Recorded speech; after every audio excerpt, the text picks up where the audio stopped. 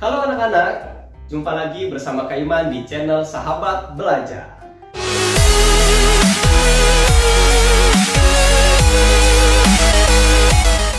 Oke anak-anak, kali ini kita akan belajar tema 1, subtema 1, pembelajaran keempat. Oke, di pembelajaran keempat kita akan membahas tentang denah. Nah, apa itu denah?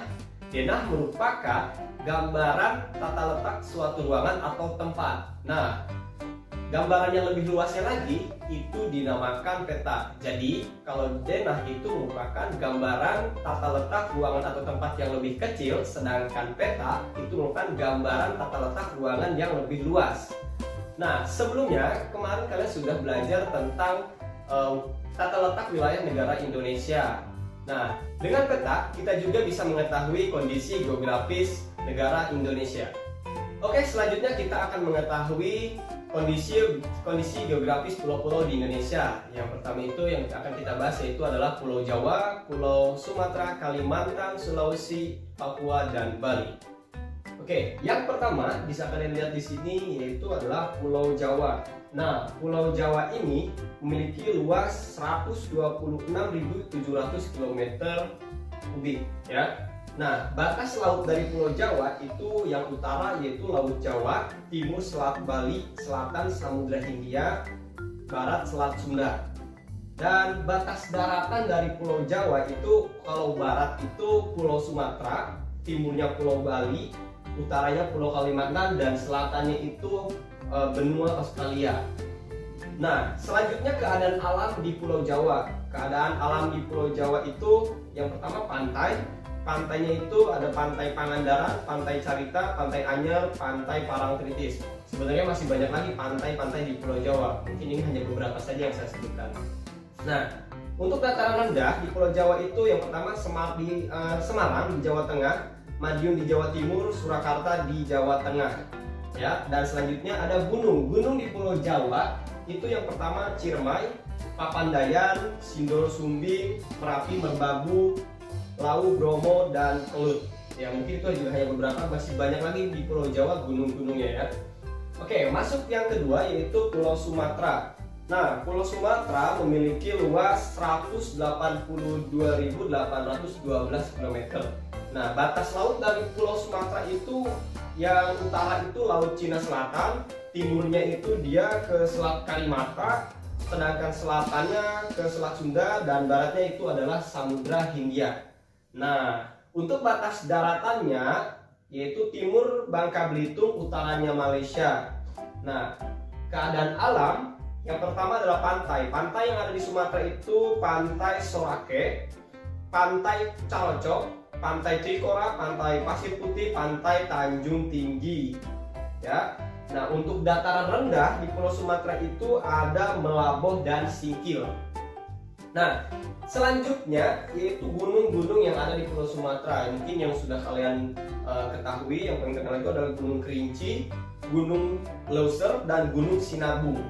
Oke, masuk ke yang tiga yaitu Pulau Kalimantan. Pulau Kalimantan itu memiliki luas 330 km, di mana batas utara Pulau Kalimantan itu Laut Cina Selatan, timurnya Selat Makassar, selatannya Laut Jawa, dan baratnya adalah Selat Karimata.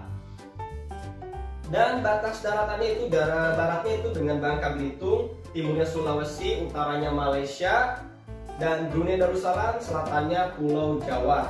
Dan keadaan alam di Pulau Kalimantan yang pertama adalah pantai. Pantainya itu adalah Pantai Melawai, Pantai Lamuru, Pantai Kemala, Pantai Tarakan, Pantai Kayu Angin.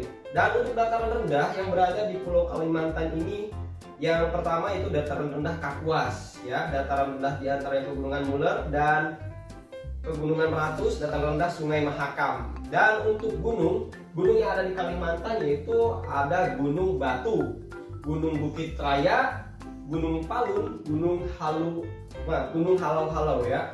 Nah, selanjutnya untuk pulau yang keempat kita masuk di Pulau Sulawesi. Nah, di Sulawesi ini memiliki luas 67.413 km dan memiliki batas daratannya itu barat Pulau Kalimantan, timurnya Pulau Halmahera, utaranya Filipina, dan selatan Nusa Tenggara Timur. Langsung saja kita ke keadaan alam. keadaan alam di Pulau Sulawesi itu yang pertama laut. Lautnya itu ada Laut Seram, Laut Arafura, Laut Banda, Laut Flores. Dan untuk dataran rendah itu ada Maros, Pangkep Baru, Pare-Pare, Pinrang, dan Polmas, Polewali, Mamasa ya, dan Mazene. Dan selanjutnya untuk gunung yang berada di Sulawesi itu adalah Gunung Ambang, Gunung Tongkoko, Gunung Lokon, dan Gunung Awu. Nah, untuk pulau yang kelima kita masuk ke Pulau Papua. Papua memiliki luas yaitu 123.181 km dengan batas lautnya itu kalau utara itu dengan Samudra Pasifik, selatannya dengan Laut Maluku, dan baratnya yaitu Laut Arafura dan Laut Banda. Nah, sedangkan batas darat dari Pulau Papua itu baratnya itu Pulau Maluku, timurnya Papua Nugini, utaranya Biak, dan selatannya itu Australia. Ya. Nah, keadaan alam di Pulau Papua itu pantainya itu pantai Pulau Penyu, ya, pantai Teluk Triton, pantai Bakoro, pantai Kaironi, dan masih banyak pantai-pantai yang ada di daerah khususnya di Pulau Papua. Dataran rendah pesisir bagian selatan Papua itu dataran rendahnya pesisir Arafura ya. Oke, yang terakhir anak-anak kita masuk di Pulau Bali. Nah, di Bali ini Bali memiliki luas dia itu 5.636 km ya, dan batas lautnya itu utara Laut Bali, timur Selat Lombok, selatan Samudra Hindia, dan barat Selat Bali.